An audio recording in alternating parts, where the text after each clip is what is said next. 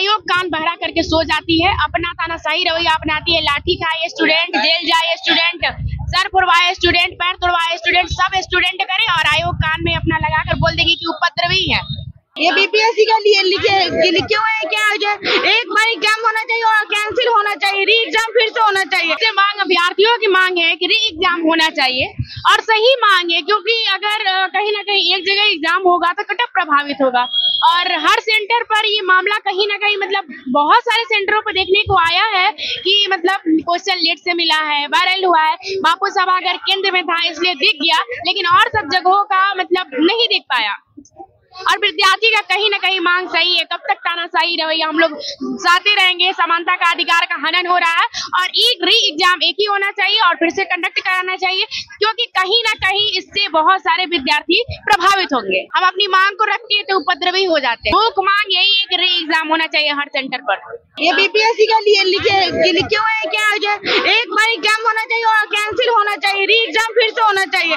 ये नहीं कि एक सेंटर पे कैंसिल कर दे और सभी सेंटरों का एग्जाम, ये नहीं, सभी सेंटरों का एग्जाम कैंसिल होना चाहिए और फिर से होना चाहिए एग्जाम। यही हम लोगों की मांग है।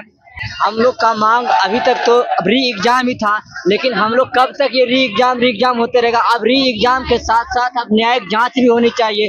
परीक्षा पेपर जो इस तरह से ट्रांसपेरेंट तरीके से नहीं हो रही है, क्या बापू सभागार में पेपर लीक नहीं हुआ, इसका क्या सबूत है?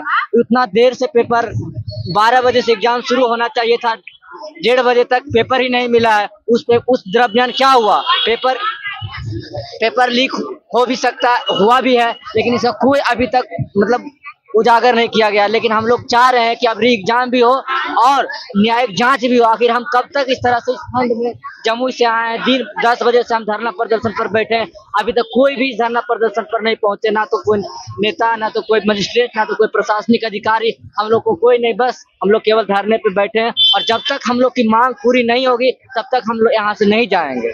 कि बीपीएससी का जो एग्जाम है वो पूरी तरह से कैंसिल हो। कैंसिल होने के पीछे हमारा 2 तर्क है। हम ऐसे नहीं बोले, हमारे पीछे 2 तर्क है। पहला कि ये एक सेंटर का एग्जाम कैंसिल नहीं कर रहे हैं, जो चेयरमैन साहब बोल रहे हैं कि सिर्फ एक सेंटर का, उस एक सेंटर में 12,000 लोग हैं। उस 12,000 लगभग छात्र, जो 12,000 लगभग छात्र है, वो कम से कम 6 से 7% हुए हैं।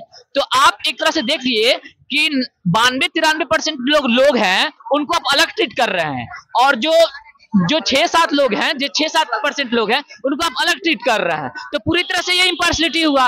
ये तो पूरी तरह से इम्पार्शियलिटी हुआ। उनको आप अलग समय दे रहे हैं, अलग पूरा उनको पैटर्न मालूम है, सारा कुछ पता है, और अलग समय देकर तो इक्वल अपॉर्चुनिटी कहाँ दे रहे हैं? हम सिर्फ इक्वल अपॉर्चुनिटी की मांग कर रहे हैं। हमें इक्वल अपॉर्चुनिटी मिले जिस तरह उनको मिल रहा है।